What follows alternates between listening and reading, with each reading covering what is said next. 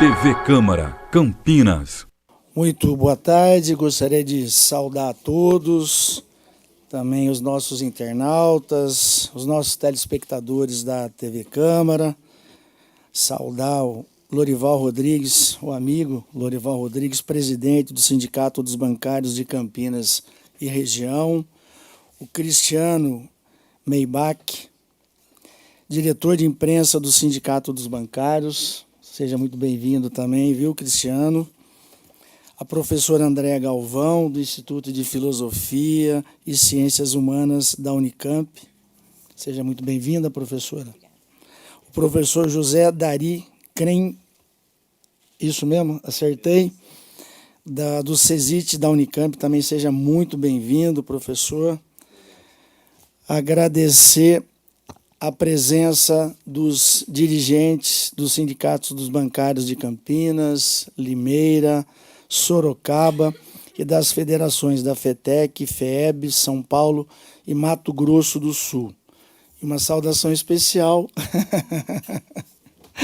para minha querida amiga Ana Estela Alves de Lima, vice-presidente da Federação dos Bancários de São Paulo e Mato Grosso do Sul, sem a qual a solicitação da amiga querida nós não estaríamos aqui nessa noite de quinta-feira para debater algo tão importante, né, que é um debate público sobre a precarização do trabalho no Santander. Eu fico muito feliz de poder ser o facilitador desse debate, por conta de que esse é o espaço, eu acho que esse é o espaço, professora, professor, os dirigentes sindicais, de um debate de alto nível, de um debate que seja, traga aí boas e grandes informações, não só, né, para aquele público específico, mas também para a nossa população, saber das coisas que estão acontecendo, não só no nosso município, mas no nosso entorno, enfim, no nosso estado e também no nosso país. Hoje nós falamos muito de democracia, né, e eu sou uma pessoa muito tranquila, muito,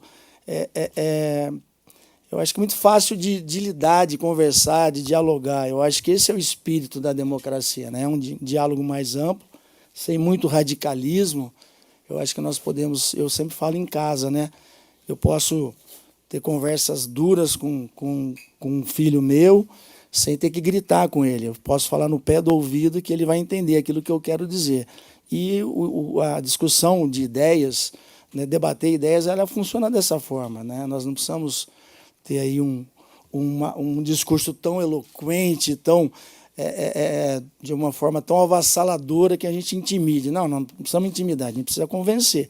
Então, esse é o espaço. Então, eu fico feliz, me deixa aí muito envaidecido de poder ser o vereador que, de alguma forma, pôde trazer à baia, trazer a essa casa esse debate que eu acho que é tão importante. Eu estava aqui conversando, né, com um amigo e falei, olha, eu também tenho dificuldade como cidadão comum, eu sou cliente do Santander desde 91, era o Banco Real, depois o Santander comprou o Real e a minha conta é de 91.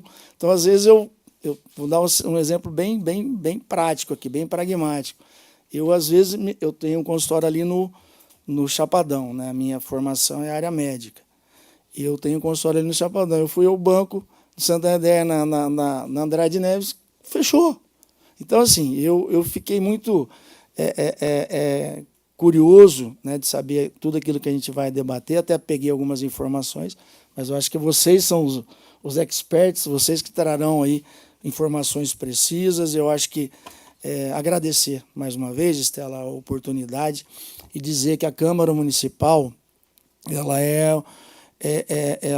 apesar dela ser plural, né, são várias agremiações partidárias, nós temos um entendimento de aquilo que é importante para as categorias, aquilo que é importante para o cidadão, nós temos aí uma convergência de ideias e de posicionamentos. Então, eu tenho hoje uma incumbência dentro do governo municipal de ser o líder de governo do prefeito na Câmara, mas eu dialogo muito com os partidos de oposição, PCdoB, PSOL e PT, que são as bancadas de oposição aqui. Eu, sempre que preciso, que me recorro a eles, eu tenho aí votos favoráveis naquilo que é importante, as pautas que são importantes para Campinas e para a nossa população, que merece todo um olhar carinhoso da gente. E é muito bom, né, que a gente consiga converger em ideias, em propostas, para que a gente tenha a oportunidade de deixar a nossa contribuição,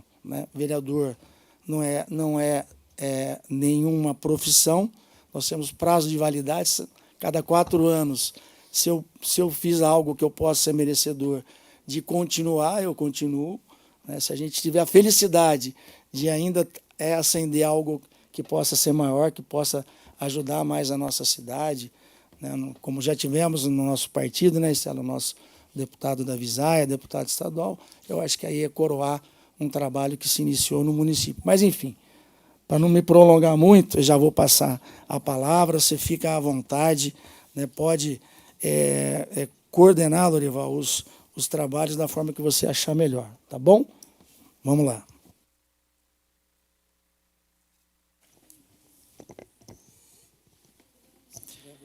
Está funcionando, acho que sim.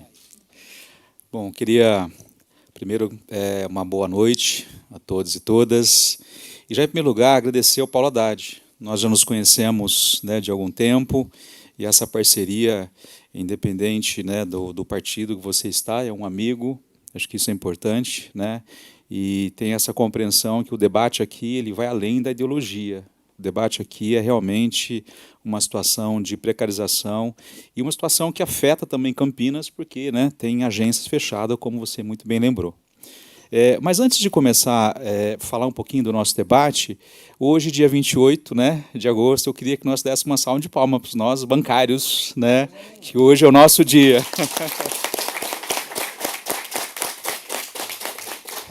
Eu estou quase que legislando em causa própria, aqui, né, como bancário, mas tudo bem. Mas, gente, primeiro, acho que é importante esse espaço público para nós estarmos, né, colocando para a população o que está acontecendo com o banco, por que desse debate. O Banco Santander, depois o Cristiano vai trazer mais dados aqui, mais números, mas só uma informação que assim, salta aos nossos olhos, é que em 4 anos ele diminuiu pela metade o número de bancários. Isso não foi impacto da IA, né, que é uma coisa também que nós estamos discutindo na mesa de negociação, faço parte do Comando Nacional também, é uma discussão importante para ser feita.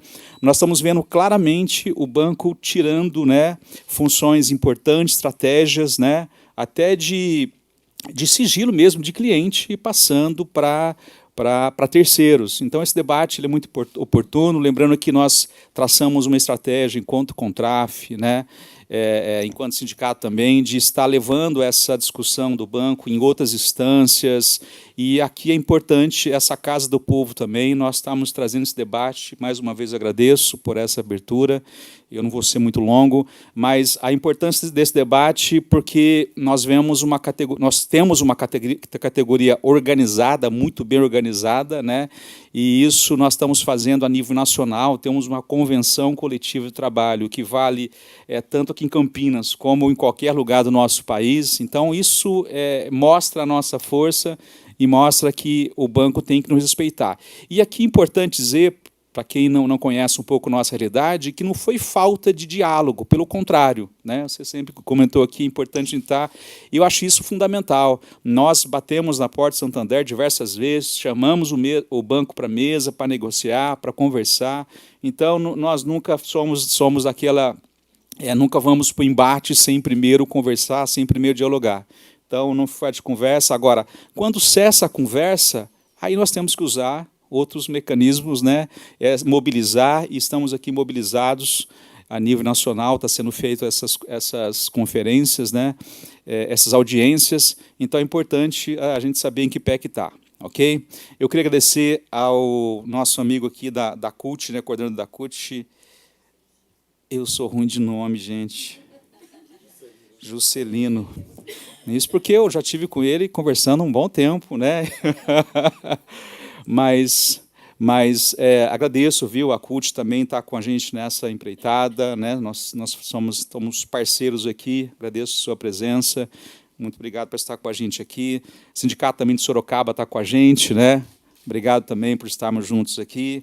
E a LBS, né, estou citando aqui o que não for citado pelo Paulo, mas a LBS também é uma parceira nossa, nós estamos também entrando com ações, né, em diversas instâncias também para questionar o banco com essa relação a essa precarização. E uma das coisas importantes que nós também estamos debatendo na mesa de negociação é a qualidade de vida do trabalho. Isso é fundamental. Não adianta apenas você estar trabalhando. E hoje o bancário está com uma intensidade de meta, intensidade de cobrança, que está assim, nós estamos tendo bastante dificuldade com relação ao adoecimento mental. É uma das questões, Gustavo sabe muito bem disso, né, Gustavo? A demanda que nós temos. E assim, temos uma demanda grande, mas tem uma demanda reprimida também que a gente não conhece, né? Não oficial, que a gente desconhece, mas e o Santander também tem feito esse... tem isso também na sua conta, digamos assim, né? Mas eu queria passar agora para o Cristiano, nosso companheiro aqui da imprensa, e também funcionário do Banco Santander, que vai trazer um pouco mais de informação. Depois queria cumprimentar... ele já falou, né? Nosso também companheiro de cinema. Limeira está aqui. Não, agradeço pela presença. E se eu esqueci de alguém, eu falei, gente, me dá uma colinha aí, porque ajuda, viu? Mas queria também agradecer o professor Darino, né? Já foi meu professor, inclusive, teve na minha defesa de tese de mestrado lá na Unicamp. Agradeço muito pela parceria. E a professora Andréa Galvão também, né? Unicamp, a gente sempre preza muito essa parceria entre o movimento sindical, né, e a academia. Acho que isso tem sido uma parceria muito bom, muito importante para nós. Mas, sem mais delongas, passar aqui para o nosso companheiro Cristiano. Fala, é sua. Boa noite a todos, né? Mais uma vez, é muito bom estar na casa do povo, né? Na casa que sempre nos abriga, né? Faz as discussões, né? E é isso que a democracia nos traz aqui, né? Nesse país imenso, né? No Brasil nosso, né? Que muitas vezes, não muito passado, estão sendo questionadas algumas coisas. Eu vou passar uns breves números, né? Sobre o Santander. E, no fim disso, eu também vou falar sobre o banco, que o banco também mandou... foi um convite para o banco estar presente, né, no debate, e o banco nos mandou uma carta agradecendo, mas estava declinando ao seu comparecimento. Certo, vamos lá. O Banco Santander hoje, né, a nível mundial, ele tem 207 mil trabalhadores na sua base, sendo que só no Brasil 55 mil trabalhadores dentro desse pacote, né? Equivale a 27% do total dos trabalhadores do Santander Mundial. Eu vou falar um pouco desses 55 mil trabalhadores, né, daqui a pouco, né? No primeiro semestre, o banco aqui no Brasil ele deu um lucro de 7 bilhões, né? Para vocês verem como é que é tão rentável aqui no Brasil, né? O valor de mercado do Santander, né, a nível mundial, é 97 bilhões de euros, né, para vocês terem a ideia do tamanho do patrimônio do banco, né, que veio para o Brasil comprando alguns bancos que todos nós sabemos, né. O lucro do Santander Brasil, ele equivale a 18% do lucro total do Banco Mundial, né, já chegou a ser um pouco mais, né, chegou a 27% já, né, alguns anos atrás, mas aquele lucro, apesar de ele ter diminuído para 18%, mas o lucro sobre a ROI, né, tem aumentado consideravelmente, que é o lucro que interessa para os seus acionistas e para o próprio banco referente a isso, né. De 2019 para cá, o banco teve uma diminuição das suas despesas administrativas, né, com seus trabalhadores, né. Diminuiu, houve uma queda de 17,6%. Por que pegou, né, que são dados do DIEESE? Por que pegou de 2019 até agora, né, de 2025, ou começo de 2025? É porque em 2017, é uma estratégia do banco, em 2017, o que aconteceu? Houve a reforma trabalhista. Todos aqui, né, nós sabemos o que ocorreu com a reforma trabalhista, né, que poderia, todos fazendo o trabalho independentemente no seu grau de dificuldade.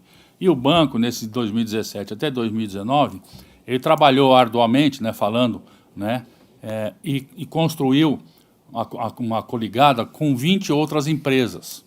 Né? O que são essas empresas? São empresas que o Santander tem ações, né, dessas 20 empresas, o Santander tem 15 empresas, ele tem 100%, né, das ações, 3 ele tem 90% a 94% das ações e 2 têm uma média de 40%. O que são essas empresas? São empresas de TI, são empresas, a Frist, né, a TOLS, que nós fizemos manifestação lá na TOLS, são todas que fazem a intermediação financeira. Né? Então, o que o banco fez? Ele simplesmente tirou as pessoas de dentro do banco. Quando a gente fala 55 mil funcionários, está globalizado todas as empresas.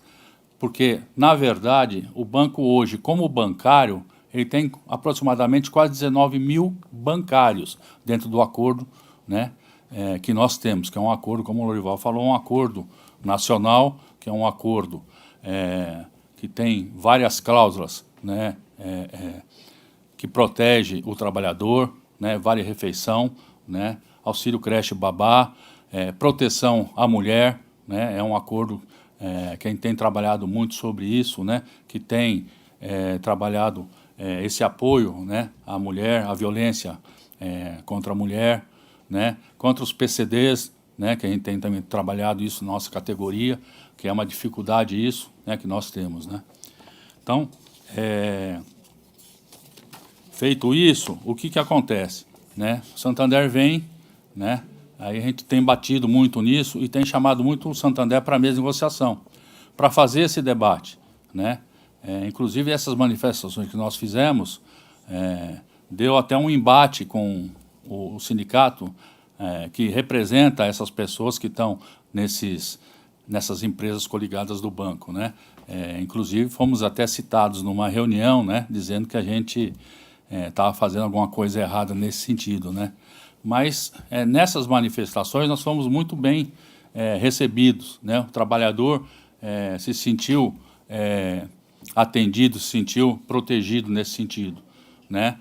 Inclusive, muitos problemas que eles trouxeram para a gente está muito ligado à intermediação bancária nesse sentido. Né? Então, a gente tem trabalhado isso, tem tentado negociar isso, e não só esse problema da terceirização, que muitas vezes a gente tem que deixar muito claro, porque o trabalhador às vezes vira para você e fala: mas você é contra o meu trabalho? Não, nós não somos contra o seu trabalho, nós somos contra o trabalhador terceirizado. Nós somos contra a forma de contratação do trabalhador terceirizado. Né? Porque muitas vezes o salário dele é um salário muito abaixo, né? A categoria tem um piso considerável, né? Um piso construído através de muitos anos, de muita luta da categoria bancária, tá certo? E ele é contratado, muitas vezes, por 1/3 desse salário. Então, é isso que a gente está brigando. O cara é explorado, né? Ele tem um sistema de meta, como a gente ficou sabendo. Né? Esse pessoal que trabalha em call center, né? Ele tem que fazer o atendimento em 5, 6 segundos, que se ele não faz esse atendimento, o que acontece? Né? Ele ganha um demérito, né? Então isso interfere na produtividade dele, então isso é muito ruim para ele. Né? Então, ele só recebe o salário base, que geralmente o salário base é um pouquinho acima de R$ 1.600, que é o piso do salário mínimo. Né? Então, a gente tem trabalhado isso, tentado trabalhar isso, mas a dificuldade é que foi a reforma trabalhista que nos ocasionou isso, infelizmente, nesse sentido. Né? Então, eu passo agora para os professores falarem um pouco mais sobre isso, né? E depois a gente volta a falar. Ok, Cristiano, agradeço. Queria dizer também para a população que nos assiste, né, que a importância desse debate também, que nós somos radicalmente contra fechamento de agências. Né?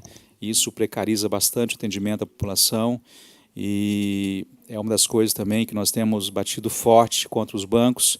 Lembrando que banco é uma concessão pública. Então, como concessão pública, é dever dele prestar um serviço à população. Isso é importante, né? Talvez tem muita gente assistindo e falando: puxa, mas o que isso me afeta, né? Então, esse debate afeta você também, a todos nós, e nós temos cobrado isso assim, diretamente, né, na mesa de negociação, E estamos vendo os bancos fechando agência, precarizando o atendimento, mandando você ser atendido numa padaria, numa farmácia, aquelas coisas malucas que tem por aí. E, na verdade, você tem todo o direito de ser atendido dentro de uma agência bancária. Então, é importante deixar isso muito claro. Queria, sem delongas, passar aqui a professora Andréia primeiro? Pode ser. Então, por gentileza. Esse negócio é meio... Acho que ele... Vamos combinar aqui 15 minutos cada um, pode ser? Então tá bom.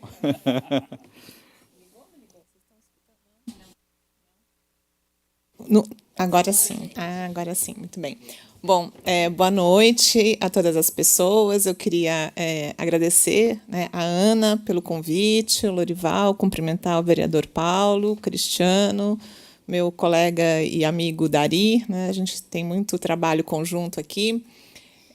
Eu acho que esse tema é da maior importância e trazer essa discussão, né, para a sociedade, porque a possibilidade de realizar essa atividade, né, num ambiente como a Câmara dos Vereadores publiciza muito mais o debate, né? Eu acho que é muito interessante a gente pensar que muitas vezes nós discutimos na universidade ou no sindicato e é difícil fazer com que essa discussão extrapole, né, as nossas fronteiras, extrapole os limites das nossas atividades. Então, acho que é muito interessante fazer essa atividade aqui, né, com transmissão, para que o cidadão, a cidadã, né, possam ter conhecimento do que está acontecendo e possam também ter alguns elementos para poder pensar sobre esse problema. É um problema social, né? A gente está diante de um problema social que atinge a todos. É um problema que tem várias dimensões, eu vou focar numa dimensão específica aqui, que é pensar um pouquinho, eu queria fazer esse exercício de pensar junto com vocês, né, vocês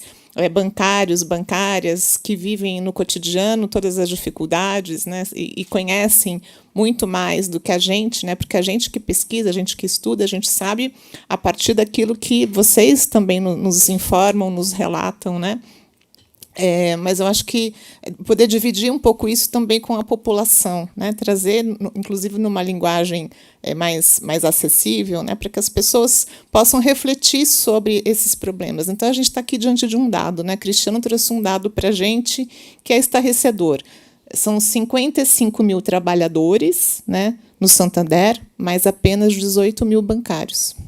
Então, o que acontece, né? Como que a gente pode pensar um banco que lucra, né, que aumenta o seu lucro, que tenha uma posição também no sistema financeiro internacional, né? A gente pensar aqui a posição do Santander como um dos maiores bancos mundiais, né, que aumenta o seu lucro ao mesmo tempo, quer dizer, ele cresce, né, e o número de bancários, que seria, né, o trabalhador adequado para um banco, diminui. Então, que mágica é essa? O que acontece que a gente pode indicar como uma explicação possível, né? A gente pode tentar levantar várias, né? Vocês falaram aqui de fechamento de agências, né? O banco pode fechar agências que não são consideradas rentáveis, pode fechar agências em regiões que talvez não tenha tanta demanda, tanta procura, mas o que leva a isso, né? Então, a gente pode pensar na tecnologia, no papel da tecnologia. Acho que o Lorival destacou um pouquinho isso em algum momento da sua fala inicial. A tecnologia, ela, no caso dos bancos, né, ela eliminou muitos postos de trabalho. Desde as máquinas de autoatendimento até agora, né, todo o trabalho que é feito, inclusive, uma parcela do trabalho do bancário absorvida pelo cliente, né, que vai realizar ali não só seu autoatendimento na máquina, mas vai fazer todas as operações no seu telefone celular, né? Então, a tecnologia, os aplicativos, tudo isso foi feito num sentido de reduzir postos de trabalho, no caso dos bancos, e de uma forma muito, né, muito forte, né? Não só no Santander, mas nos bancos de modo geral. Mas será que é só isso? Né? Será que é só isso que explica? Só a tecnologia explica nesse caso? Porque a gente tem outras variáveis que são importantes e eu queria destacar aqui, né? Queria pensar um pouco com vocês de que forma as mudanças, né, na forma de contratação, que o Cristiano destacou, têm um impacto nesse processo. Ele se referiu à reforma trabalhista, mas eu acho que esse é um processo que vem de antes, né, da própria reforma trabalhista, que vai ampliar as possibilidades de terceirização. A terceirização já existia antes, né? A pejotização já existia antes. certo? E a possibilidade de contratar trabalhadores para trabalhar no banco, mas que são de outra categoria profissional que não o bancário também, né? Então, pensar os correspondentes bancários, certo? Então, pensar os trabalhadores de supermercados, lotéricas, né? Os correios, fazendo atendimento bancário, certo? Então, pensar securitários. Né? Então, a gente tem uma gama, você falou de call center, né? Mas a gente tem uma gama muito grande de áreas, né? de ocupações que foram assumindo o trabalho do bancário. Né? Então, se reduz o número de bancários, mas, ao mesmo tempo, aumenta, né, o número de trabalhadores de outras categorias profissionais que executam essas atividades. Então, acho que esse é um ponto importante. Você também destacou a questão da convenção coletiva, né? Esses trabalhadores, se a gente compara as convenções coletivas dessas categorias, são convenções coletivas que garantem menos, né? São salários mais baixos, pisos salariais mais baixos, benefícios menores. Então, para o banco, é uma vantagem. Né? Acho que essa é uma dimensão que a gente precisa destacar. O interesse, né, do banco, o interesse do empregador em recorrer a essas, né, formas de contratação, a esses estratagemas, a esses artifícios para aumentar o seu ganho em detrimento do trabalhador. Né? Então, acho que essa questão eu quero trazer porque não é algo específico do Santander e não é algo específico dos bancos.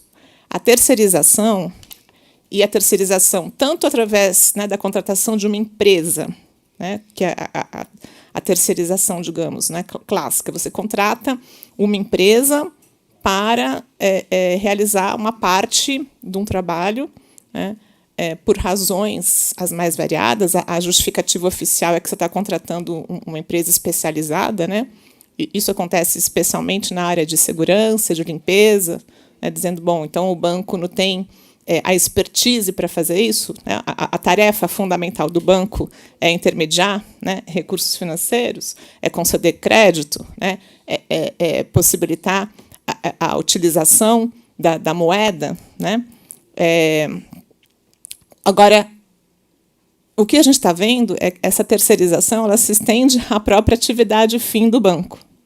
Né? Então, não é só a ideia de que a gente tem que transferir para uma empresa terceira aquelas atividades que o banco não fazem parte, né, da sua atividade fim, da chamada atividade fim.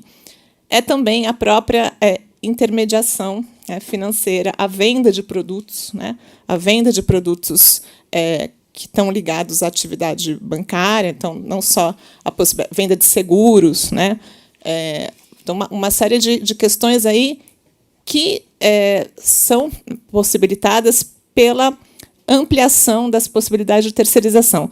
Só que a gente também tem uma outra forma de contratação, que é a pejotização. Né? A pejotização ela faz com que o trabalhador, né, ele assuma completamente a responsabilidade pelo seu bem-estar, certo? Porque ele não é um trabalhador assalariado.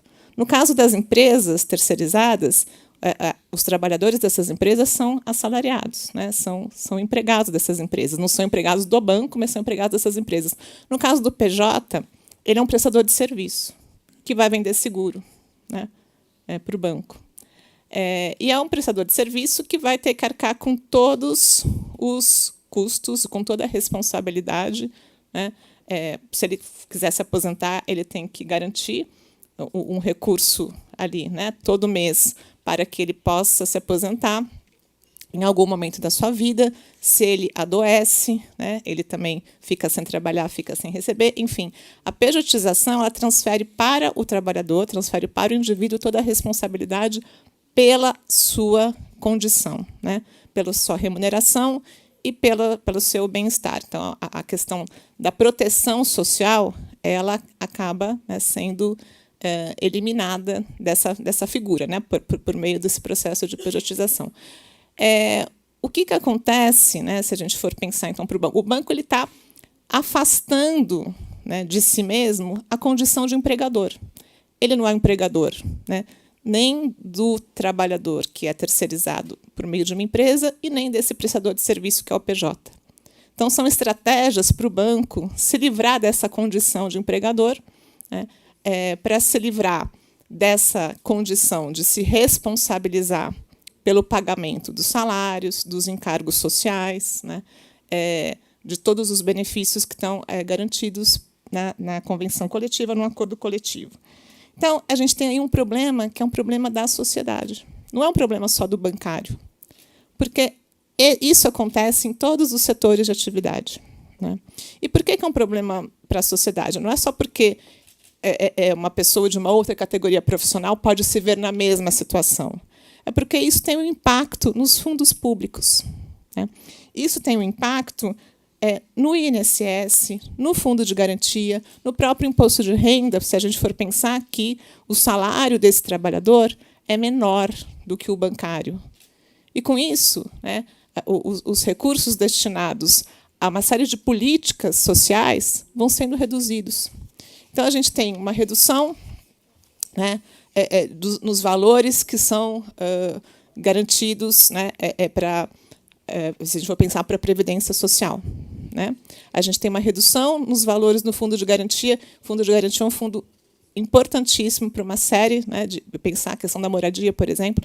Então, a gente tem uma diminuição significativa, né, de recursos que vão impactar a própria sociedade. Se a gente tem um custo social desse tamanho, a gente precisa pensar na necessidade de alertar, né, trabalhadores de diferentes categorias profissionais que o problema não é só que a agência está fechada, não é só que a agência da sua rua, do seu bairro, fechou. O problema é que depois a gente vai ter uma saúde, né, com menos recurso, a gente vai ter pessoas com muito mais dificuldade de se aposentar. Por quê? Né? Porque também o nosso sistema de aposentadoria é um sistema de repartição, né, e de solidariedade. Então, as pessoas que contribuíram, elas estão pagando a aposentadoria, né, e a contribuição que é feita ainda hoje paga a aposentadoria de quem já obteve o direito de se aposentar.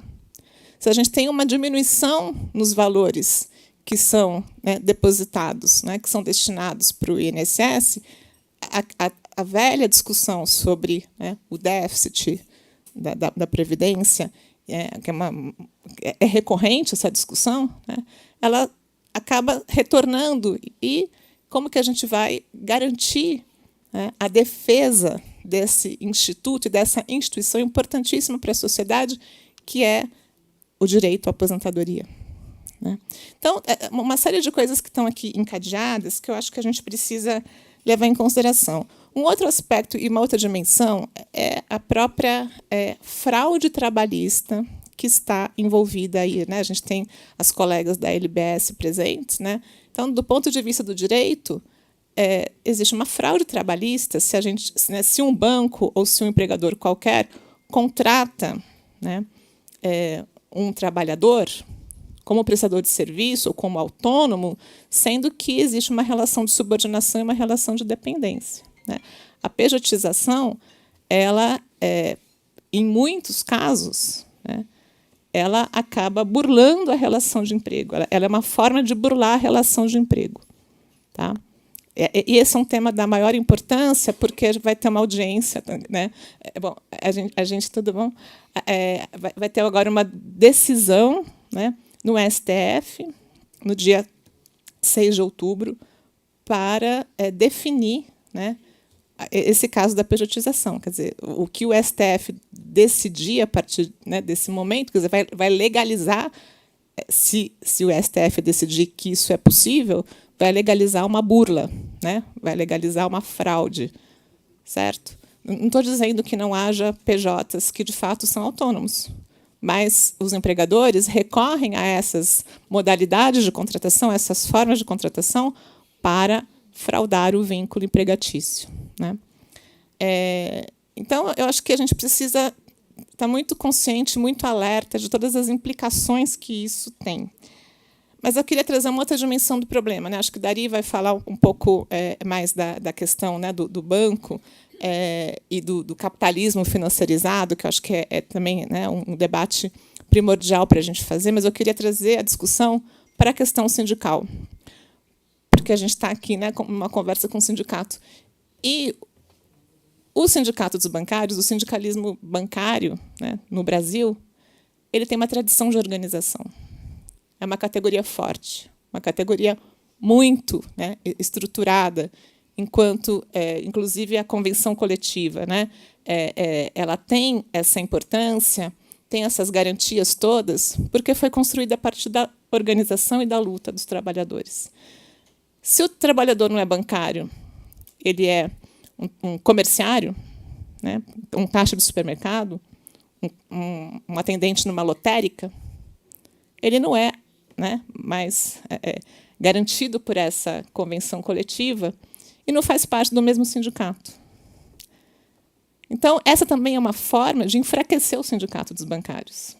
É uma forma de enfraquecer o sindicalismo bancário, porque a nossa legislação sindical, a nossa forma de organização sindical, ela diz, né, que o trabalhador precisa ser associado, ou se ele quiser ser associado, ao sindicato da sua categoria profissional. Então, essa é uma forma de mudar a representação sindical dos trabalhadores. Então, eu acho que eu queria chamar essa atenção para esse problema, porque a força do sindicalismo, né, ela reside, né, na garantia de que você tenha trabalhadores na base. O banco está retirando trabalhadores dessa base. E isso é um problema. Como eu disse, não acontece só em banco, né? A terceirização ela vai fragmentando a representação sindical. Ela vai possibilitando que os trabalhadores deixem de ser parte do mesmo coletivo e deixem de se ver como trabalhadores que têm a mesma condição de trabalho, as mesmas relações de trabalho. Isso vai esgarçando, né, vai minando a solidariedade, vai dificultando a resistência. Então, dificulta mais a resistência. Bom, as convenções, eu já falei sobre isso, né? As convenções coletivas de outras categorias garantem menos benefícios, garantem menos direitos. Um aspecto importante e uma conquista importante dos bancários foi a jornada de 6 horas. Essas outras categorias não têm jornada de 6 horas, né? Tem jornada de 8 horas. Então, também em relação ao tempo, né, de trabalho, a gente tem uma mudança significativa, tem uma perda significativa, né, porque esses trabalhadores realizam as mesmas tarefas, né, dos bancários sem ter a jornada de 6 horas. Agora, essa também não é a única estratégia que os bancos utilizam, porque o comissionamento também é uma estratégia que o banco utiliza para não respeitar a jornada de 6 horas, né? E aí o Paulo fez um depoimento, né, dizendo da sua agência que fechou. Eu fiquei muito tempo sem ir ao banco. Eu também sou cliente do Santander, desde que era Banespa, né? Fiquei muito tempo sem ir ao banco. E eu fui ao banco o semestre passado e me espantei, porque eu fui ao caixa. Eu precisava fazer uma operação no caixa. Não tinha ninguém no caixa, não tinha fila no caixa e não tinha ninguém atendendo no caixa. De repente, a gerente, que estava sentada na mesa, foi lá e me atendeu no caixa. Então, você tem gerentes, né, ou pessoas em cargos de chefia, pessoas que têm, né, essa nomenclatura na sua função, que são multiuso, né, polivalente, e que fazem não só todas as tarefas, mas, ao ter esse título gerente, né, ela deixa de ter direito à jornada de 6 horas de trabalho. Então, são inúmeras as estratégias que os empregadores, né, no caso o banco, utiliza para poder aumentar, né, o seu poder diante dos trabalhadores e enfraquecer os trabalhadores, né? Precarizar o trabalho. Então, a gente tem um processo de precarização do trabalho muito acentuado. E essa mesma gerente que me atendeu e que deixou de atender uma pessoa para poder, né, porque eu estava esperando fazer um tempinho, para poder me atender, ela falou que ainda tinha uma reunião, porque eu me espantei e perguntei para ela, falei, mas como assim, né? Ela falou, não, e ainda a minha gerente quer fazer uma reunião, mas ela não está nem aqui. Ela gerencia 3 agências ao mesmo tempo da casa dela. Então, o teletrabalho, né, é uma outra dimensão aí desse processo que a gente também precisa considerar, né?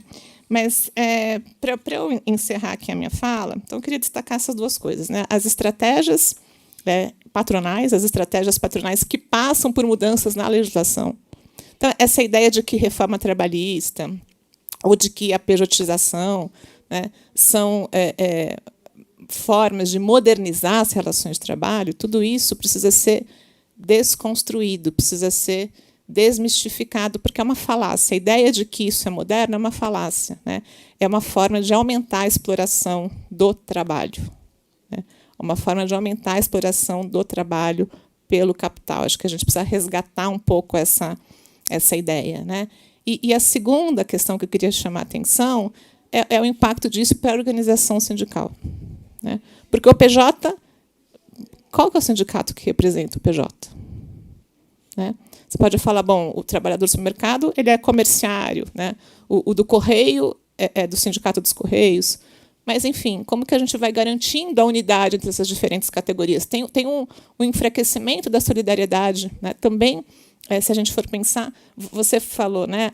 Não, a gente não é contra contra o trabalhador terceirizado, a gente é contra essa forma de contratação, né? É isso mesmo, porque você vai dividindo, né? Você vai fragmentando os trabalhadores, vai fatiando.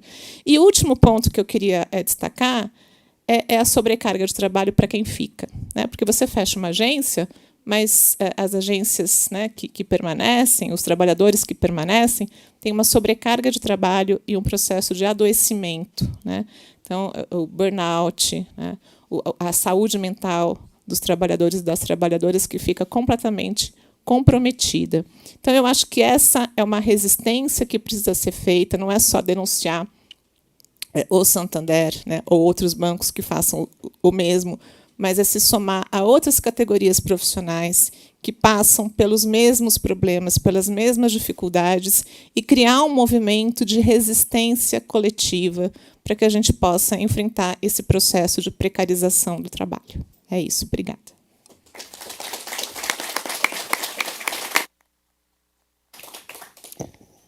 Agradeço a professora Andréa Galvão. É importante esse debate, né? É fundamental, que muitas vezes as pessoas, principalmente a população, têm essa imagem que bancário trabalha no ar-condicionado e trabalha 6 horas por dia, né? E isso é importante dizer que não é isso essa realidade, né? E você tem uma sobrecarga de trabalho imensa, como foi dito aqui. Então, acho que é fundamental a gente deixar isso muito claro, né? E isso porque nós somos uma categoria organizada nacionalmente, forte, né? Mas enfrentamos também um setor mais poderoso do sistema financeiro, né? Sistema econômico, que é o sistema financeiro. Então, a nossa luta é bastante árdua. Rapidamente, queria passar ao professor Dari, agradecer a professora Andréia, e Dari também um colega de muito tempo. Obrigado, Dari, pela sua presença aí. Obrigado.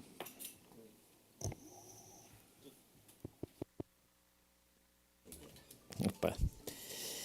Eu que agradeço, Lorival, o convite, agradeço ao sindicato aqui dos bancários, não só pelo convite de participar aqui, mas pela parceria que nós do CESIT, Centro de Estudos Sindicais e Economia do Trabalho, temos com o sindicato bancários e desenvolvemos muitas atividades conjuntas. Então, é uma alegria podermos compartilhar esse momento de apresentar para a sociedade os efeitos de uma decisão de negócios de um banco importante, não só para os trabalhadores, que eu quero destacar, como para o setor público em geral, como para a sociedade e para a economia. E quero dizer da minha satisfação de poder participar aqui junto com o Cristiano, com o Lorival, com o vereador Paulo, obrigado por abrir esse espaço aqui também, e com a amiga e colega de trabalho Andréa. E quero começar dizendo o seguinte, aí, o que nós estamos conversando hoje para o público mais geral que nos vai acompanhar por rede social? Nós estamos falando de uma estratégia que o Banco Santander está adotando nos anos recentes de criar vários novos CNPJs, dividir a sua empresa em várias outras empresas distintas, né? Desmembrar a sua empresa em várias outras empresas distintas. Por que isso é objeto de uma audiência pública e por que isso é tão importante, não só para quem é bancário, obviamente que para quem é bancário é importante, mas para a sociedade como um todo. É isso que eu vou tentar mostrar através da minha fala.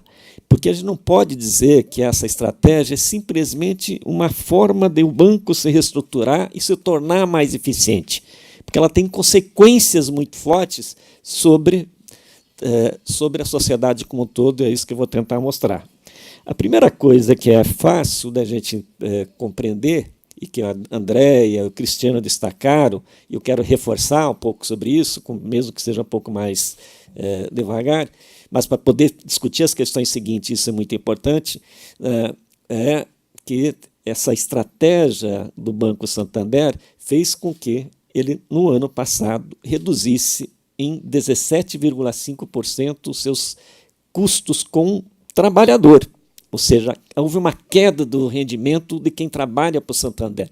Ou, melhor dizendo, o Santander gastou 17,5% a menos com a remuneração do trabalho.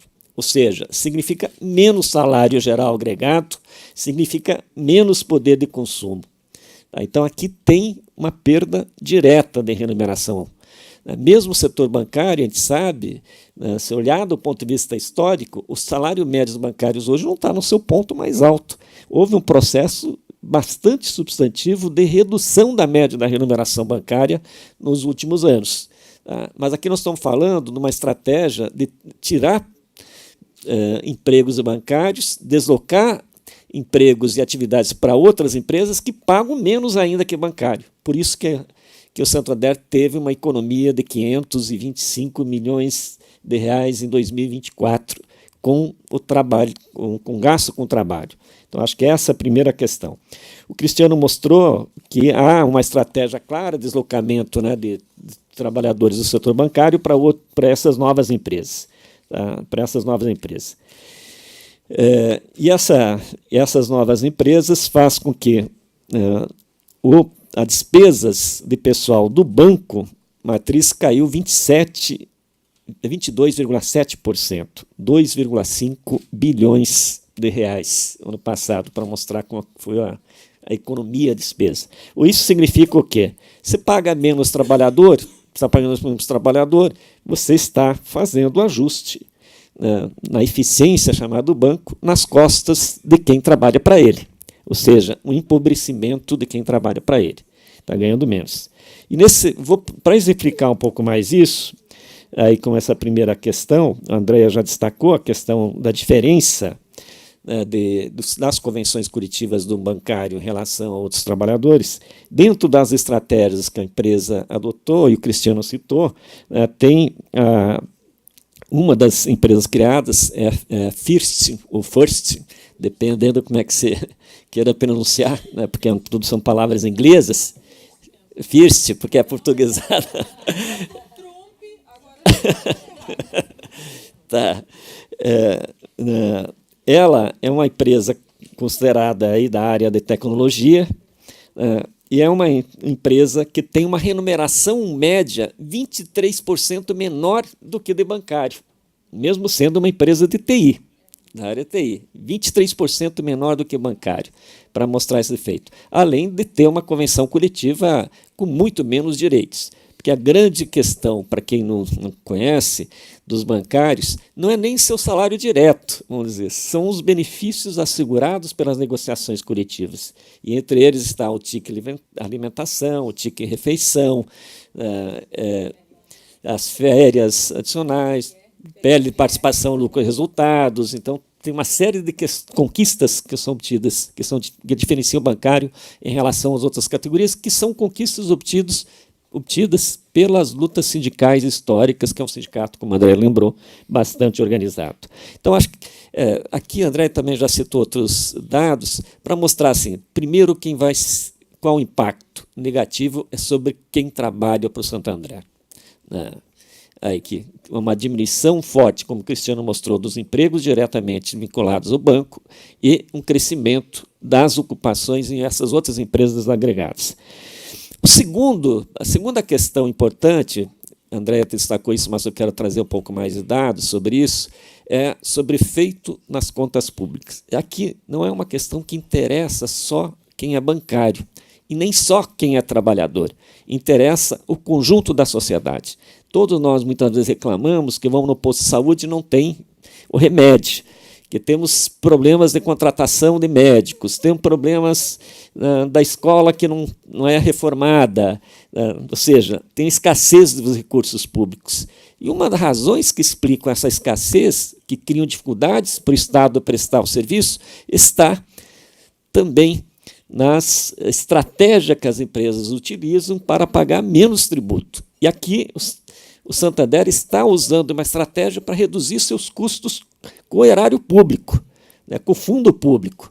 Aqui, só para ilustrar, para o estudo de Diese feito, mostra que a First, aqui, ela, junto com a CX e a Todos, nos 8 primeiros meses de 2024, teve uma isenção fiscal de 103 milhões de reais. 103 milhões de reais. Se você pegar aqui, que foi criado em 2021, só a First, aqui nós vamos ter uma certa isenção na beira dos 400 milhões. É o orçamento do Minha Casa Minha Vida para o estado do Piauí, para o estado da Amazônia, para mostrar. Ou seja, aqui essas estratégias, no fundo, elas estão sendo usadas e quem está financiando isso é o erário público. Isso significa menos recurso para prestar os serviços públicos, que eu acho que essa que é uma questão bastante importante aqui para a gente considerar na nossa reflexão. Porque essa empresa de TI, ela, além disso, ela faz parte daquele programa dos setores que têm desoneração na folha de pagamento. Então, portanto, tem menos contribuição previdenciária, menos contribuição para o fundo de garantia. Então, todos os fundos públicos, a Andréa já falou da questão da Previdência, da aposentadoria, todos os fundos públicos estão sendo afetados negativamente com isso. Por isso que, Paulo, é muito importante essa audiência pública, a sociedade saber. Não é só o bancário que está sendo prejudicado. Aqui, todos os que precisam do serviço público estão sendo prejudicados por essa estratégia de negócio que o Santander está adotando. Tá. Em terceiro lugar, queria chamar a atenção sobre os seus impactos na economia. Se essa estratégia for utilizada de forma generalizada e recomendada dentro do pensamento econômico dominante, em que a esfera da financiarização vai permeando todos os espaços da vida social, se essa estratégia for adotada em todas as empresas, isso significa, e está significando nos últimos tempos, uma redução do poder de compra dos salários, uma redução do fundo público, e isso tem um efeito negativo sobre a economia. Em função da audiência pública, que a Andréa citou, sobre pejotização no Supremo, nós estamos fazendo um estudo, ainda não foi publicado, mas nós temos os dados já tirados, e a gente mostra, faz uma projeção. Num cenário de flexibilização das relações de trabalho, que a pejotização significa, ou essa estratégia do Santander, exatamente de flexibilizar as regras trabalhistas para poder pagar menos, se essa estratégia for utilizada, o estudo nosso mostra com absoluta clareza isso tem um efeito negativo no crescimento da economia, no PIB. Porque, do ponto de vista macro, salário, renda, gasto público, ele cria demanda, ele cria efeito multiplicador. Ele cria demanda, ele cria economia. A partir do momento que se reduz isso cria menos economia. Então, as projeções são nítidas. os espaços, o que mostra claramente é o seguinte: os espaços, a projeção do crescimento reduz. Se todas as empresas adotarem essas mesmas estratégias que o Santander está adotando, todo o sistema financeiro, o banco, isso vai ter um impacto negativo sobre a capacidade de crescimento da economia brasileira. Tá? Essa que é a questão aqui fundamental para a gente considerar. Então, por isso que é um problema muito mais amplo do que só um problema da categoria bancária ou dos trabalhadores e trabalhadoras do Santander. Tá? Vai ter um efeito negativo. Assim como, do ponto de vista econômico, gera uma situação de maior instabilidade. A instabilidade afeta negativamente o crédito. E ao afetar negativamente o crédito, isso também tem um efeito negativo sobre toda a dinâmica econômica. Cria mais instabilidade, mais incertezas dentro desse contexto. Tá? Então, terceiro lugar, afeta o conjunto da economia. Em quarto lugar, que eu acho que é muito importante para a gente considerar, então, o que a gente tem que considerar é que essa estratégia do banco, nessa lógica que prevaleceu, no pensamento econômico que prevaleceu nos últimos anos, ela também afeta negativamente a possibilidade de ter coesão social. Porque você vai esgarçando o tecido social ao submeter as pessoas a uma situação cada vez maior de insegurança, de instabilidade. E essa insegurança e instabilidade ela é exacerbada numa sociedade que valoriza excessivamente o consumo.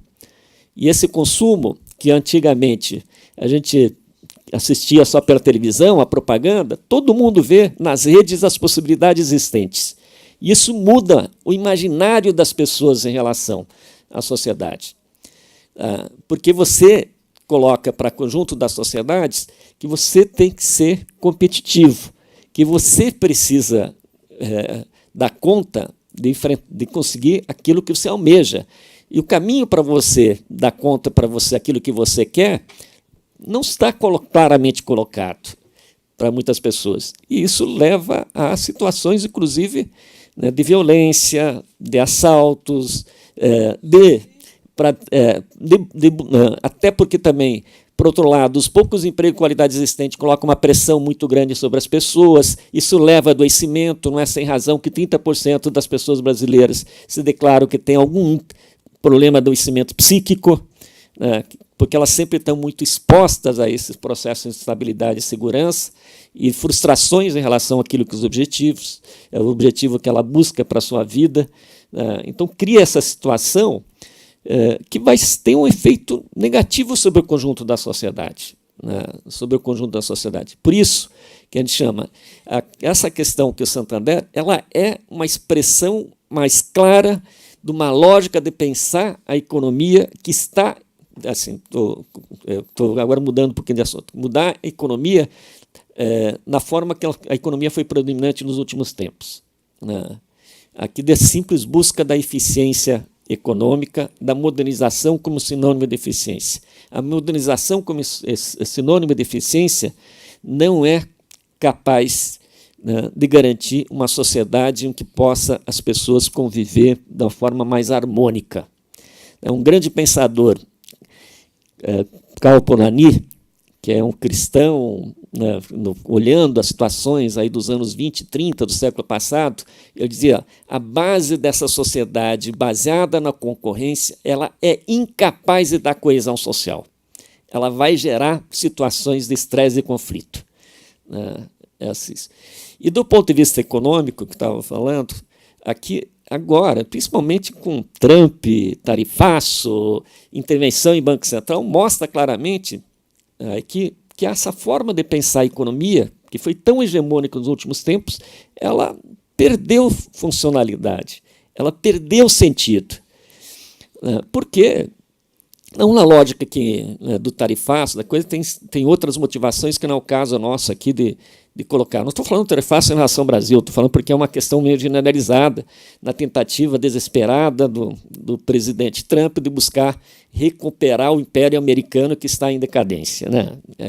Por isso é uma ação de tentar recuperar a industrialização e tudo e tal, mas é uma ação do Estado intervindo muito fortemente na economia e nas instituições, né? Mas tem apoio de uma certa parte da sociedade, exatamente porque os Estados Unidos é o exemplo mais extremo de que essa lógica do modelo econômico anterior levou uma sociedade dividida, uma sociedade polarizada, que é um termo que se utiliza nas ciências sociais, uma sociedade em que a grande maioria está inserida em ocupações bastante precárias e uma pequena parte está inserida em ocupações de alta qualidade e com uma diferenciação no rendimento cada vez mais acentuado, com uma desigualdade social cada vez mais crescente. Eu vi um estudo agora, por exemplo, tem regiões em Arkansas que o IDH, o Índice de Desenvolvimento Humano, é pior que o da Bolívia, no estado americano, aqui dentro do estado americano.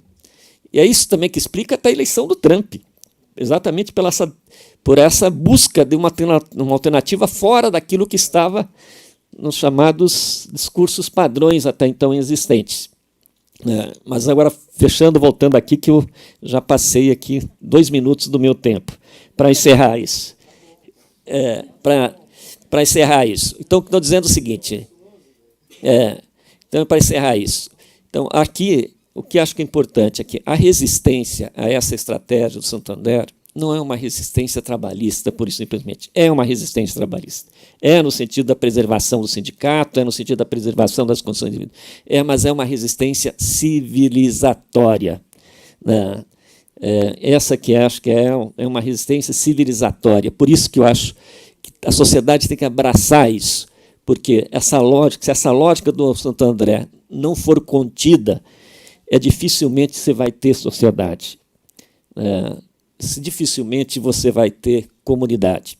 E uma lógica em que os seres humanos não são seres humanos portadores de dignidade. Os seres humanos são meras peças que podem, como um fator de produção, como é um computador, como é qualquer outro tipo de equipamento. Você desvaloriza a natureza de ser da vida humana.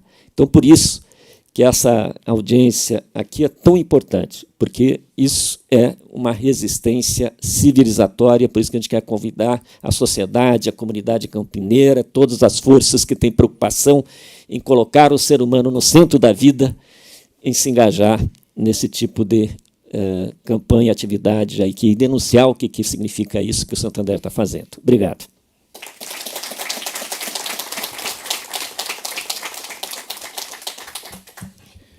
Obrigado, professor Dari. Chama a atenção o tamanho da isenção, né? E acho que é muito importante as pessoas entenderem que não é uma luta de um sindicato corporativo, né? Uma luta, acho que isso fica muito claro. Por isso que é gostoso ouvir, né, a academia, essa parceria, porque é uma aula e a gente vê a amplitude da nossa luta e vê que a importância das pessoas compreenderem, né, que isso não é uma coisa isolada, mas importância também de estarem solidarizando com a gente, porque tem diversos desdobramentos, como foi muito bem apresentado. Agradeço imensamente, mais uma vez, os professores que abrilhantam bastante esse debate. O debate é muito mais profundo do que a gente imagina, né? Parece, você olha assim, aquele gelo que está, o iceberg está lá embaixo, né? Tem muita coisa para a gente avançar. Eu queria, primeiro, rapidamente aqui, ver se os nossos colegas da FTEC, Ana Lúcia, quer dar uma saudação, por gentileza.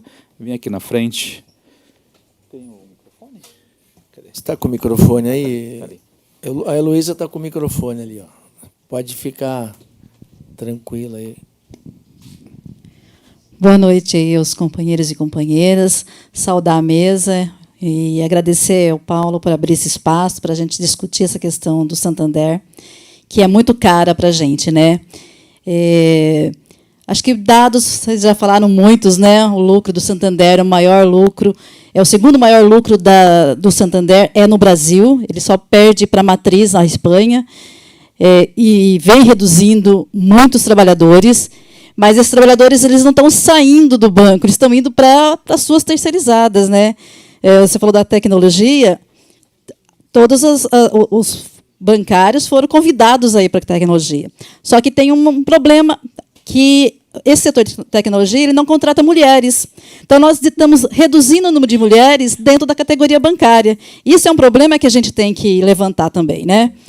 E, como muito bem vocês falaram, né, perde todo mundo, né? Perde os bancários, porque tem um salário reduzido, tem menos benefícios, perde o poder de consumo, perde o comércio local, porque deixa de vender para essas pessoas, porque o bancário não vai, esse terceirizado não vai comprar a mesma coisa que ele comprava como bancário, perde o governo, porque perde arrecadação, e perde a comunidade, porque não tem investimento em saúde, educação, porque tem menos impostos. E com essa isenção que você coloca, né, Dari, é praticamente impossível que o governo arrecade o mesmo que arrecadava antes, né? Então, eu acho que é importante esse espaço, é importante a gente discutir e pensar propostas, né? Nós estamos com a campanha do Santander, as audiências públicas é uma dessas peças, né? Mas a gente tem muita luta para fazer ainda, né, Estela e Lorival? A gente tem muita coisa para fazer, então a gente está aí nessa luta. Antes de encerrar aqui minha fala, eu só queria trazer aqui um abraço da nossa presidenta Aline Molina, que ela não pôde estar, mas pediu para que eu representasse, então ela mandou um abraço para todos vocês. Muito obrigada. Obrigado, Lúcia. Queria também passar a fala para o Juscelino, nosso representante da CUT Campinas.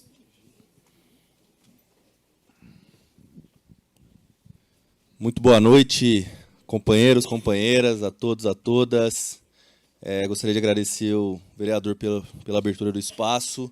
Também parabenizar os bancários por essa ação afirmativa, forte, né, que a gente está condizendo aqui nesse momento.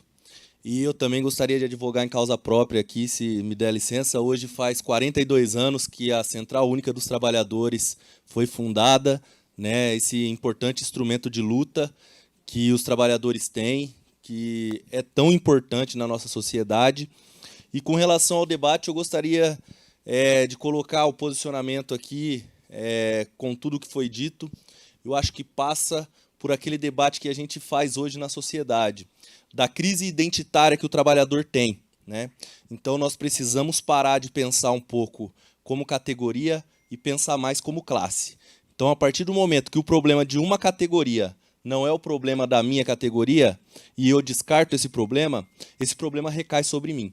Então tá aí as precarizações que vêm sendo feitas de diversas formas com relação ao serviço público, privatização da água, da energia, os ataques com relação aos direitos trabalhistas e também, né, não condizente com o que a gente vem colocando, está aí também toda a precarização que está sendo colocada na construção civil, nos metalúrgicos, nos bancários, o fechamento das agências, né, a pejotização desenfreada, né, e o pior de tudo é que isso tudo, no dia 6, pode ser legalizado e a fraude se tornar uma legislação. Então, é muito delicada a nossa situação, mas tudo passa com o nosso pensamento e a nossa força, a nossa garra de luta de pensar como trabalhadores. Muito obrigado, companheiro e companheira.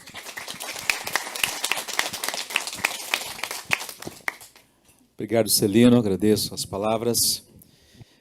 Alguém mais quer fazer uma fala? Então nós vamos... Estela, Federação. É tão de casa, viu, Estela? Ali, ó. É tão de casa que a gente esquece. Verdade. É que todo mundo já falou tudo, né? Então não tem muito... Eu estou aqui hoje representando a federação. O nosso presidente da Visaia não pôde vir. Hoje faleceu um irmão dele, então está impossibilitado. Então estou aqui representando a federação. Eu quero começar falando do Paulo Haddad.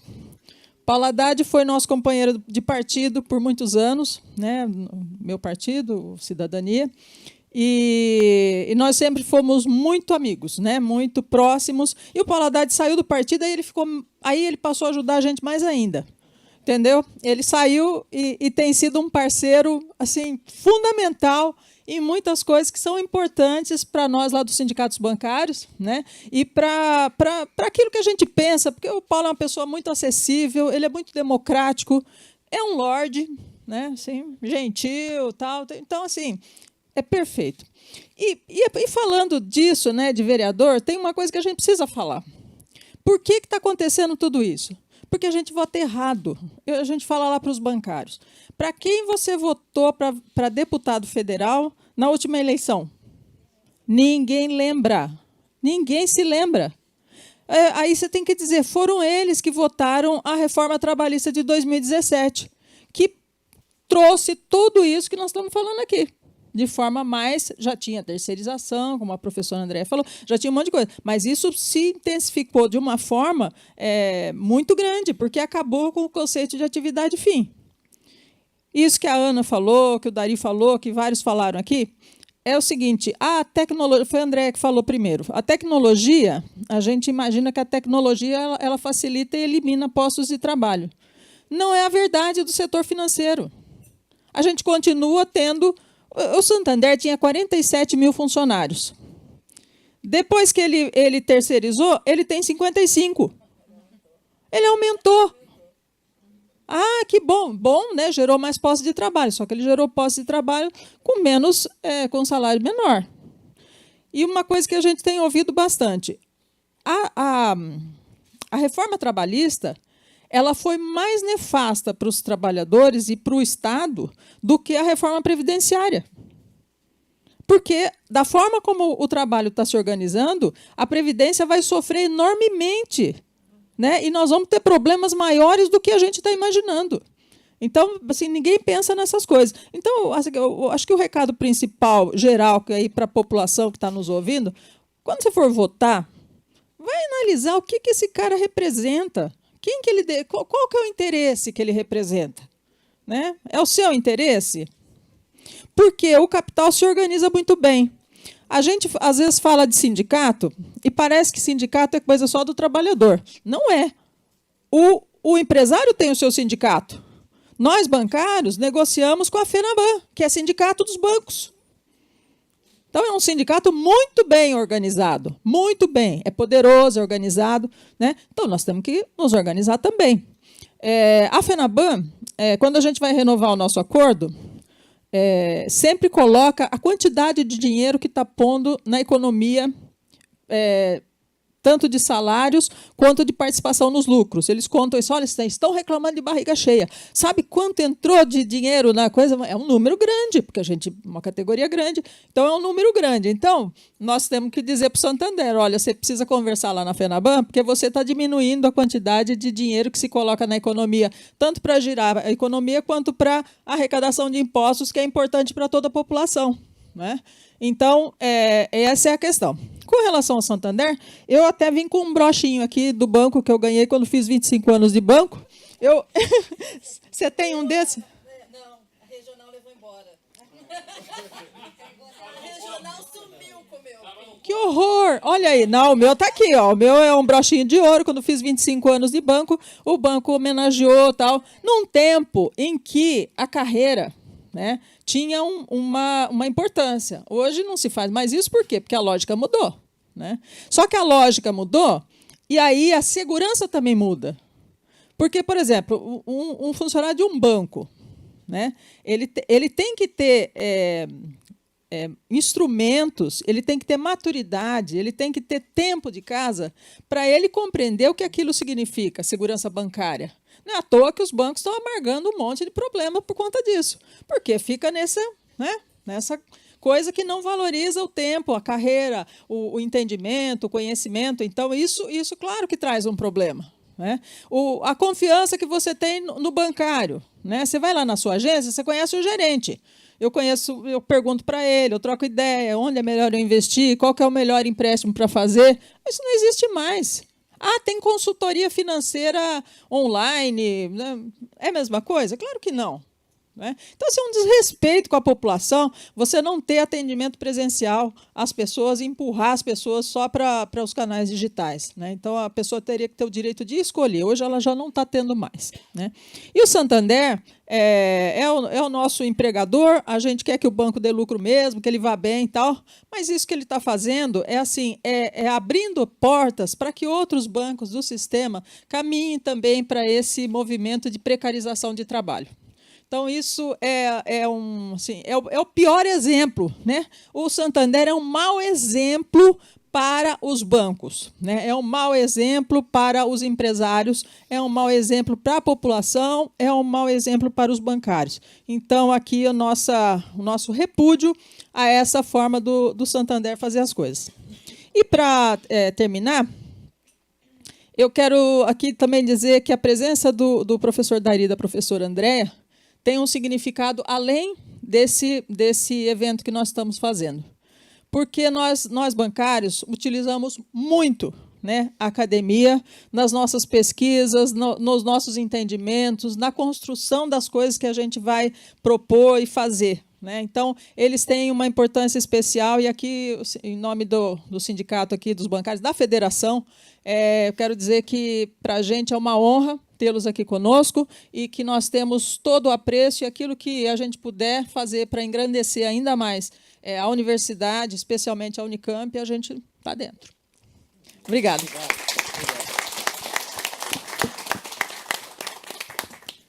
Muito bom, Estela. Faço suas palavras as minhas. Bom, a gente queria agora, nós também, em comemoração à greve de 1985, né, que foi importante aqui em Campinas, nós fizemos um documentário e queríamos compartilhar com todos aqui. Na verdade, o lançamento desse documentário será no dia de hoje, dia do bancário, né? E ele retrata um pouquinho essa organização dos bancários, retrata um pouco a importância dessa greve para a gente caminhar para uma categoria unificada, né, nacionalmente, tá? É um documentário rápido, mas retrata as pessoas que participaram desse evento, enfim. Vamos lá.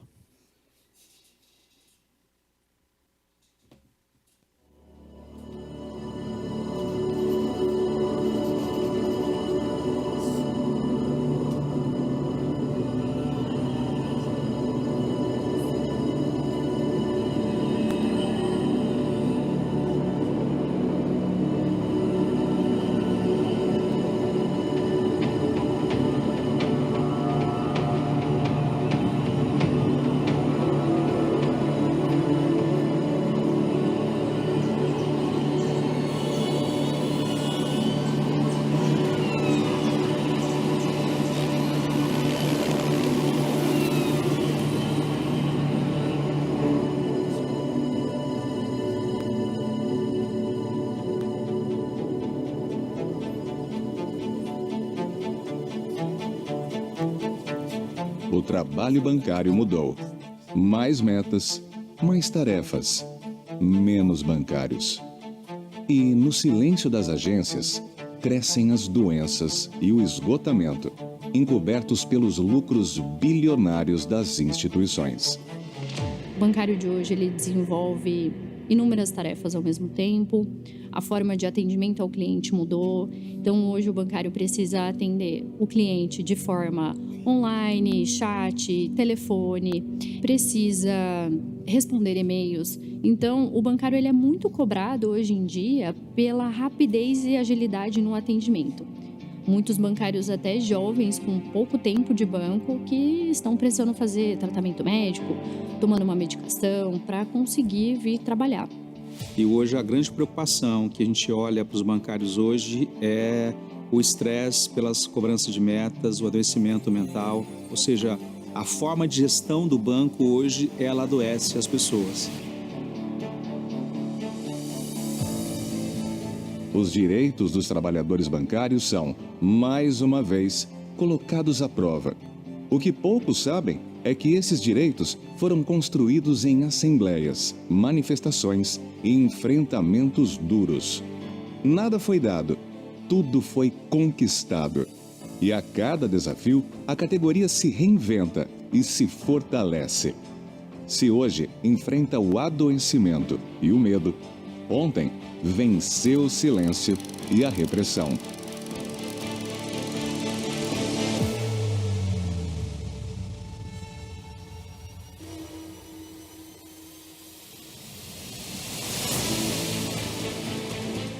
Naquele ano, especificamente de 1985, nós tínhamos aí uma inflação que chegou a 220%, 230% ao ano, né? Então, isso afetou muito a economia. Necessariamente tem que ser levado em consideração o que ocorria naquele período da história. Aquela greve de 1985, ela reinicia um processo de luta da categoria bancária nacionalmente organizada. E conseguem, com isso, a conquista de diversos direitos que não estão na legislação e alguns que estão na legislação, mas que são obtidos de maneira mais benéfica. Hipervigilância, sobrecarga de funções, metas cada vez mais agressivas. Os desafios de hoje são outros. Para enfrentá-los, é preciso olhar para o passado. Há 40 anos, em Campinas.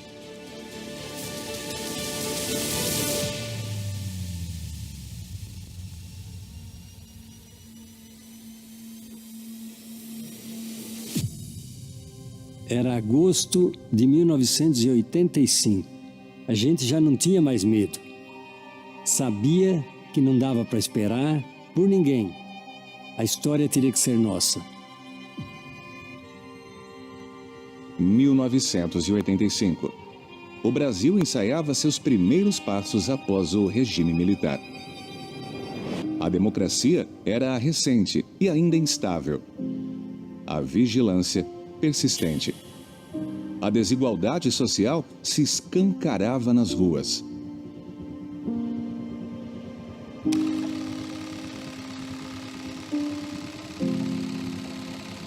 Então você tem o fim de uma era, você tem aí um ciclo que se encerra, que era a ditadura civil e militar, que foi de 64 a 1985.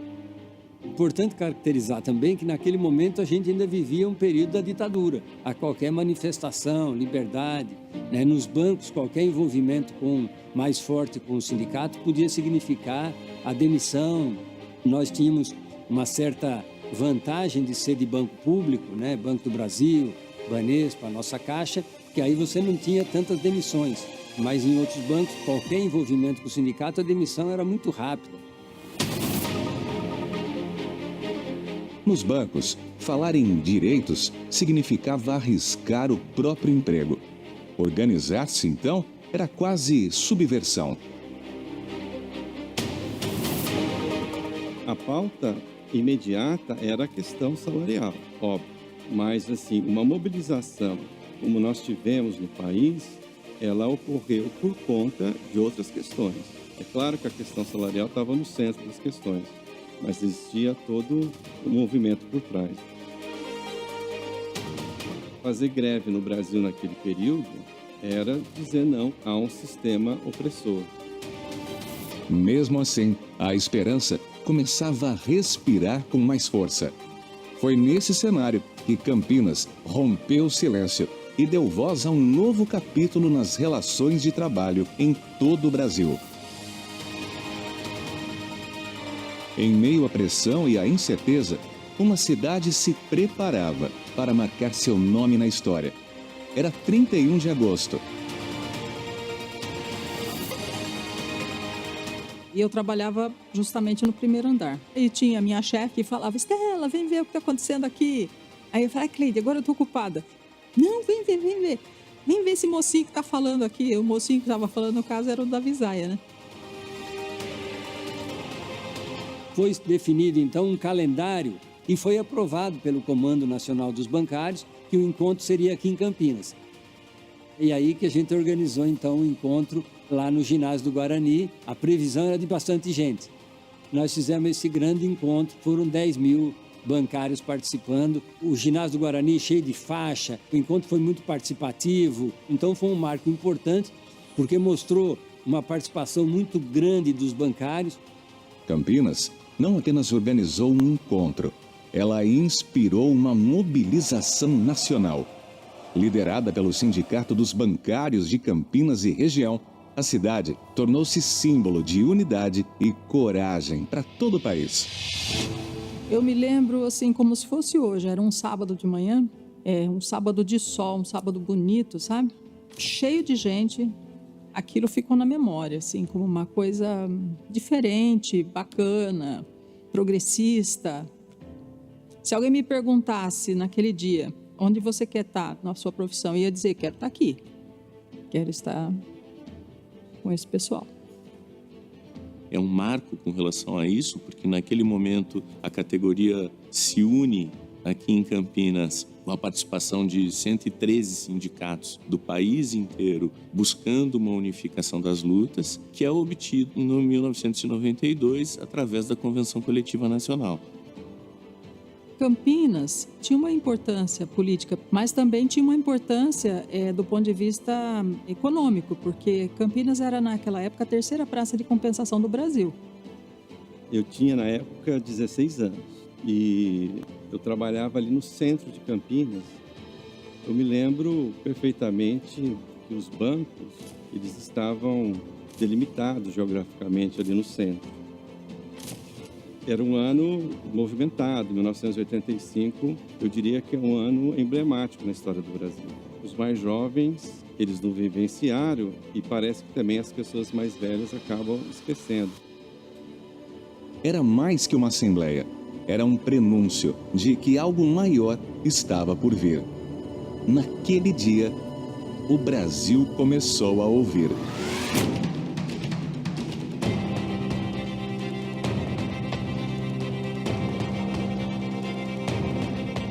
E no dia 31 de agosto não tinha concluído a negociação, os banqueiros estavam com uma proposta muito ruim de atender as nossas reivindicações. Nós fizemos esse grande encontro no ginásio do Guarani. Na nossa estimativa da época foram 10 mil bancários participando, as faixas penduradas nas paredes do ginásio, falando das nossas reivindicações, da reposição salarial e de outras questões que a gente colocava com muita força. Terminou, a gente resolveu fazer a passeata, a gente não tinha um carro de som para puxar a passeata. O sindicato tinha uma área, né? A gente tinha, eu até brinco, era aquelas cornetinhas que você põe em cima, que desses carros que a gente vê vendendo pamonha, né? Que passa no bairro vendendo pamonha, era um negocinho daquele. Acho que o suporte não aguentou lá na hora, ele acelerou um pouco a varante muito rápido, né? E as cornetas caíram no chão, né? Então tivemos que fazer sem nada. A greve nacional dos bancários foi uma repercussão muito grande. Não foi uma greve que paralisou só São Paulo, a capital, Rio de Janeiro, Campinas, as grandes cidades. Pararam todas as cidades. Praticamente você teve paralisação em cidades pequenas, que o sindicato nem estava lá para parar e os bancários pararam. Em 1985, o Brasil iniciava o mais importante processo da nossa história, a democracia. Naquele dia, não se tratava apenas de uma greve. Era o começo de uma trajetória que seguiria moldando o país. Das ruas aos parlamentos, bancários atuando para consolidar direitos. Aos mais jovens, a mensagem é clara: representatividade política importa. A greve não terminou no dia seguinte. Na verdade, ela estava só começando a ecoar. A conquista imediata foi que a gente conseguiu repor a inflação total, 100%. A outra vitória, talvez mais significativa para o futuro do movimento, foi que a gente, de certa forma, consolidou uma campanha nacional. Os bancários têm uma das poucas categorias que tem um acordo nacional. Então isso começou lá, com essa conquista nossa. Aquela greve de 1985, ela reinicia um processo de luta da categoria bancária nacionalmente organizada. Com a unificação, isso permite que sejam conquistados benefícios melhores, garantindo um patamar igual para todos os bancários. Depois que você vai entendendo o que isso significa, quando você fala, bom, agora nós podemos fazer uma greve sem ser preso, chefia de banco, naquela época era assim, eu mando, você obedece, e ponto final. Hoje isso é muito diferente, a gente tem sindicato, tem regras na convenção coletiva conquistadas por nós que impedem esse tipo de postura. Essa organização da categoria bancária gerou uma capacidade de conquista de direitos muito maior do que a grande maior parte das outras categorias. Há na Constituição Federal a previsão de recebimento de participação de lucros resultados, a PLR. Mas a primeira categoria a conseguir tirar isso do papel, colocar na realidade e receber de maneira nacional e unificada essa participação nos lucros foi a categoria bancária. Sim, tenho orgulho de ser bancária, de ser sindicalista, e provou que a gente está do lado certo da história. O que nasceu como um grito coletivo transformou-se em conquista. E o que ficou para a história foi a força de uma categoria unida, de norte a sul do Brasil. Uma mobilização que ecoa até hoje no orgulho de cada bancário, na construção da CCT Nacional. –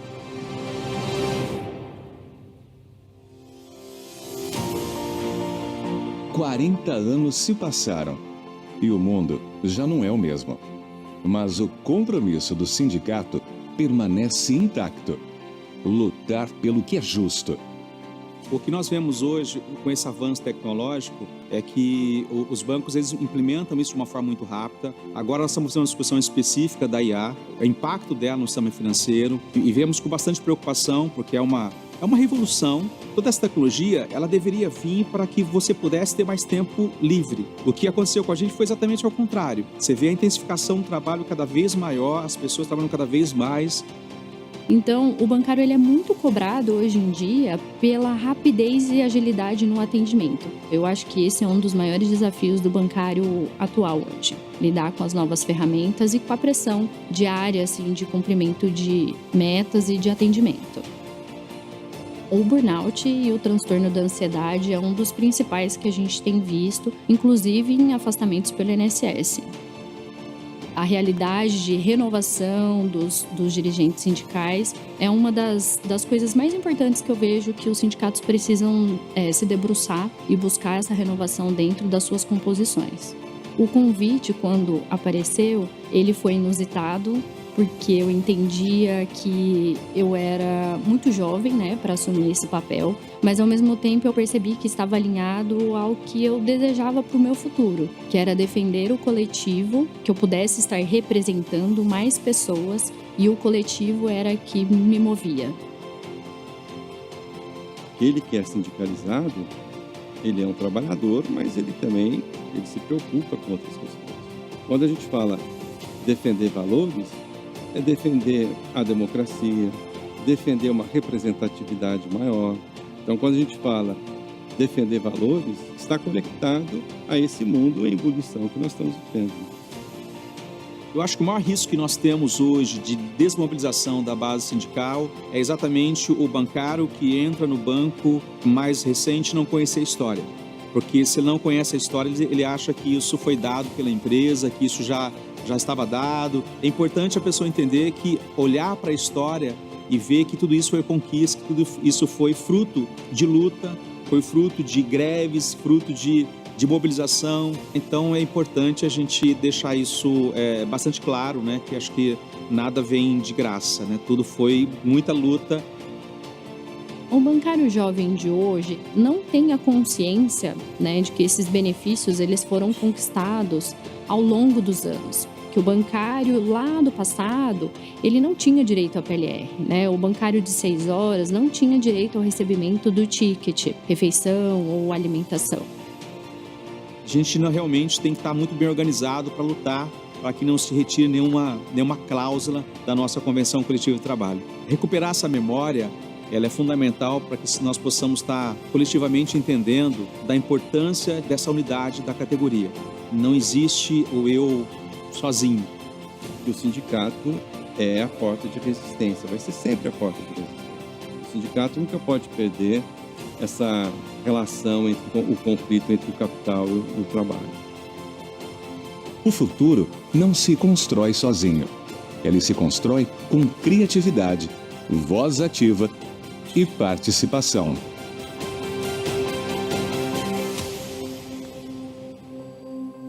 Não tem solução individual.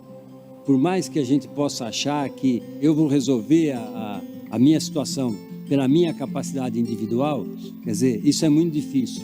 É importante que o jovem participe do sindicato, atue, entre e venha acompanhar. Por quê? Porque esse é o único jeito de você ter uma sociedade que seja mais equilibrada. Se você não tiver isso, vai ser o interesse de cada um. O interesse de cada um é individual, é só dele.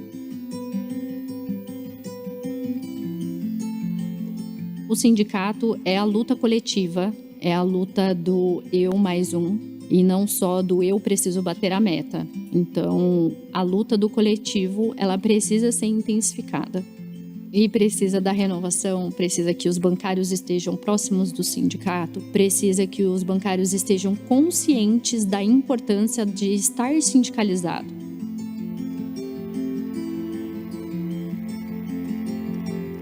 A mensagem que eu deixo para os novos bancários hoje é que, para a gente construir um futuro promissor, para a gente continuar construindo essa história linda que começou em 1985, você está fortalecendo o movimento sindical, fortalecendo o seu sindicato, fortalecendo aquele que te representa, aquele que vai sentar na mesa de negociação, olhar nos olhos do CEO da empresa, daquele que representa a empresa e conversar de igual para ele, mostrando que nós somos uma categoria mobilizada. E esse é o nosso papel. O papel do movimento sindical é exatamente isso. É estar representando você na mesa de negociação junto com o seu empregador. A gente consegue ganhar quando nós estamos juntos. Individualmente nós somos muito pequenos, mas juntos nós temos uma força imensa. Quem conhece a história realmente não aceita retrocesso, porque sabe que a história foi construída com muita luta.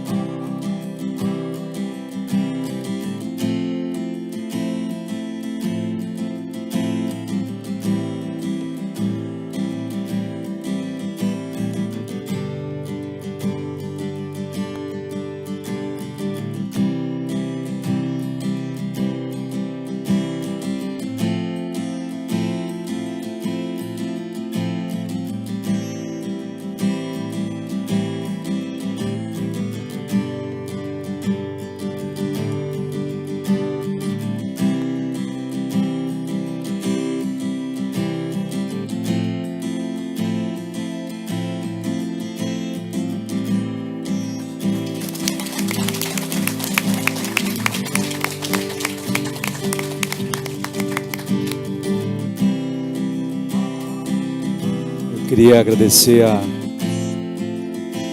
imprensa, né, que fez esse trabalho com muito carinho e representa um pouco desses 40 anos de história, né? Alguns que estiveram ali construindo isso todos os dias.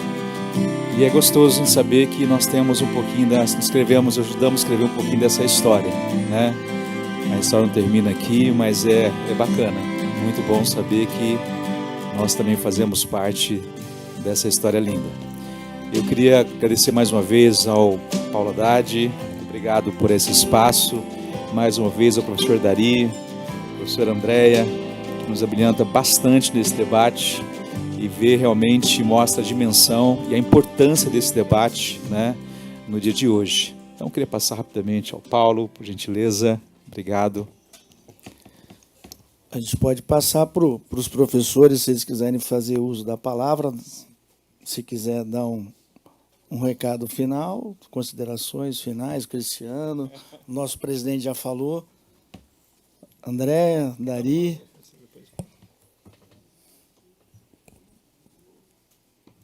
Essa luz, acho que foi, não, a luz eu não enxergo direito. Agora está acesa? Ah, está acesa. É o dedo do vereador. Bom, eu queria agradecer novamente pelo convite. Acho que foi uma satisfação poder participar dessa atividade e escutar, né, todas as intervenções que foram feitas aqui. assistir esse documentário, né, também acho que é um marco super importante de lembrar a história, né, das greves, a história das lutas, isso é fundamental. E queria deixar, acho que também, pensando nessa questão da importância da organização e da resistência, né, a importância da luta, deixar um recado para quem está escutando ou quem vai assistir isso de casa, né, e que pense um pouquinho no seu trabalho, né? Não importa qual é o seu trabalho, você tem um sindicato? Você está protegido, né? Porque o sindicato é esse local, acho que vocês, a Ana Estela falou isso, né? Vocês falaram muito, destacaram esse aspecto que eu acho que é fundamental, é o local que acolhe as demandas dos trabalhadores, né? O sindicato somos nós, trabalhadores, mas é o local que pode coletivamente não só garantir direitos, mas impulsionar, né? Quer dizer, garantir aquilo que foi conquistado, mas melhorar.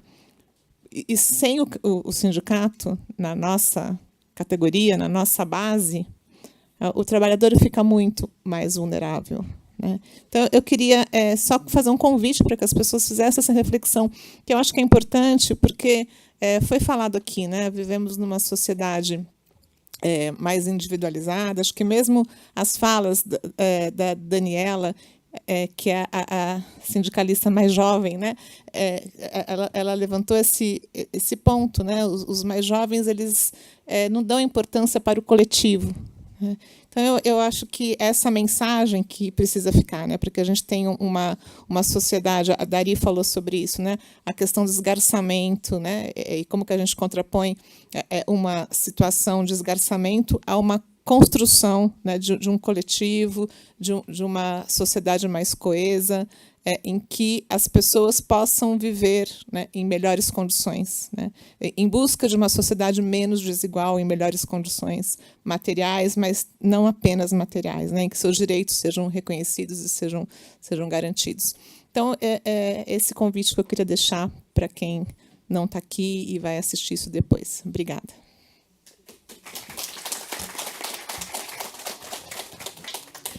Eu também quero agradecer por esse evento, acho que foi super expressivo ver esse documentário também, sempre recuperando essa nossa história, porque a gente tem que sempre lembrar, quem nos acompanha depois, de que sempre tem uma certa... A gente acha que é meio natural as coisas, e não são naturais, elas são frutos de construções históricas, de lutas que se desenvolvem. Nos últimos tempos, a gente, infelizmente, tem assistido um certo enfraquecimento do sindicato, um discurso público contra os sindicatos. Mas a gente tem que afirmar, e isso a gente sabe do ponto de vista histórico, não existe democracia sem ter instituições de contraposição. Não existe possibilidade de construção de justiça social sem existência de sindicato. Não existe possibilidade de distribuir o resultado da riqueza gerada sem ter a existência também de lutas coletivas que façam a contraposição à dinâmica que é própria de uma sociedade capitalista nossa de gerar desigualdades. E do ponto de vista histórico, quando se instituiu os direitos trabalhistas, foi por quê? Foi porque exatamente para dizer, o trabalhador não é uma mercadoria. Quem trabalha e trabalha para ganhar um salário, é uma pessoa que tem uma vida, sua dignidade precisa ser respeitada. E aí se comprovou que a construção de direitos não foi um empecilho para o crescimento da economia, não foi um empecilho para as próprias empresas continuar crescendo, mas foi, sim, você construiu uma sociedade com mais direitos, com mais proteção, com menos desigualdades, com possibilidades de uma sociabilidade melhor também. Tá? Então, ou seja, só deu frutos positivos isso. E exatamente nos últimos anos, você tem um ataque aos sindicatos, defende a tese da flexibilização de direitos, da retirada de direitos, como solução para os problemas econômicos. E exatamente nossos estudos mostram, viu, Paulo, que isso não foi solução. Nenhuma das promessas de quem defendeu, por exemplo, a reforma 2017, se efetivou, se concretizou na sociedade. Não gerou mais emprego, não gerou competitividade, não gerou crescimento da economia, mas gerou, sim, mais precariedade mais instabilidade e que isso afetou mais negativamente do que positivamente a economia. E aí, isso estudos nossos mostram. Então, quero dizer para quem não está nos ouvindo, dizendo, e um caso muito concreto, as categorias exatamente mais organizadas são as que têm mais direitos. Isso é bastante evidente, um fato. Então, nós temos que saber, se a gente quiser ter um mundo um pouco melhor, mais favorável para quem precisa trabalhar, é importante se engajar e defender essas perspectivas de organização coletiva, como são os sindicatos e outras associações. Mais uma vez, obrigado por esse espaço, por esse momento. Esperamos que esse momento seja impulsionador de novas lutas, resistência e reflexões para a gente ir mudando a sociedade, tornando a sociedade mais humana. Obrigado pelo convite. Bom, pelo adiantado da hora, já extrapolamos, né? Ultrapassamos o tempo, mas as minhas considerações finais eu acho importante. Para mim foi uma aula, professor Dari, professora André, eu falei, a minha formação acadêmica é outra, é a área médica, mas eu aprendi muito com vocês, a vida é um eterno aprendizado. Então, agradeço de coração essa oportunidade, né? Isso enriquece um pouco mais e traz aí muitas reflexões. Obrigado pela aula, né, que foi dada de uma forma tão simples, tão acadêmica, que até eu aprendi bastante com vocês. Obrigado mesmo. Presidente Lorival, a casa está sempre aberta para aquilo que vocês acharem oportuno e quaisquer que sejam as demandas, estamos à disposição para ser facilitador. Ao nosso amigo Cristiano, grandes informações, né, são coisas extremamente importantes, oportunas, que o nosso cidadão comum teve acesso. Então, parabéns pela sua apresentação. Amiga Estela, foram mais de 20 anos de partido, Estela, foi meu primeiro partido, e agora, né, por força, né? Não, eu fui... Na verdade, foi por necessidade, a gente acabou saindo, enfim, mas o coração fica. Eu falo que a gente sai pela porta da frente e sempre podendo retornar, né? O bom filho, às vezes, a casa torna, mas falar da minha alegria... Não, foram mais de 20 anos de uma história muito bonita. Foi meu primeiro partido, minha primeira filiação, né? Tudo na vida tem um propósito e eu acho que foi uma construção. Se a gente hoje tem talvez um pouco de experiência, um pouco de paciência, tranquilidade, eu acho que até sapiência para lidar com tanta divergência que a gente vive no dia a dia, foi por conta desse aprendizado com vocês também. E não poderia deixar de parabenizá-los, né? E esse vídeo ele é muito emblemático, né? E ele nos dá aí uma alegria muito grande de ver que muitas vezes algo que começa pequeno toma uma dimensão muito grande. Então esse vídeo ele é muito inspirador. Então parabenizá-los por esse material, falar que ele realmente é inspirador, que isso sirva de lição, de exemplo, né, para essa geração que se faz presente hoje, para as próximas gerações. Transmito um abraço para o querido amigo da Visaia, fala que eu fiquei muito feliz de vê-lo nesse vídeo, e, enfim, né, eu acho que ganhamos todos hoje aqui. Eu quero também parabenizar todos os bancários pelo dia, pela data de hoje, pela data de vocês, que vocês consigam comemorá-la por muitos e muitos anos ainda, e que esse nosso espaço, esse nosso debate público hoje, ele possa ecoar em outros rincões aí, que vocês tenham êxito naquilo que vocês estão pleiteando e reivindicando. Deixar aqui um agradecimento também aos nossos funcionários aqui da TV Câmara, a Elô, que é cerimonialista, ao Luiz da TV Câmara, ao Júlio, Maurício da Sonoplastia, a Ana, que é a nossa fotógrafa, os agentes de segurança, o bombeiro, as recepcionistas, as copeiras que nos serviram água aqui para molhar as palavras, né? Também é o meu staff de gabinete, meu chefe de gabinete, Roger, a Ju, o Dindim, a Geise, e também o John, que nos ajudaram, auxiliaram para que esse nosso evento pudesse ser realizado. E o presidente deixou para mim a parte, acho que mais interessante, claro, não menos interessante, né? Vamos falar assim, não menos interessante, que ele está convidando a todos vocês para um coquetel no refeitório. Então, dessa forma, eu me despeço dos nossos amigos aqui presentes, de toda a mesa, dos nossos internautas e dos nossos telespectadores, e dou por encerrado esse nosso debate público. Muito obrigado.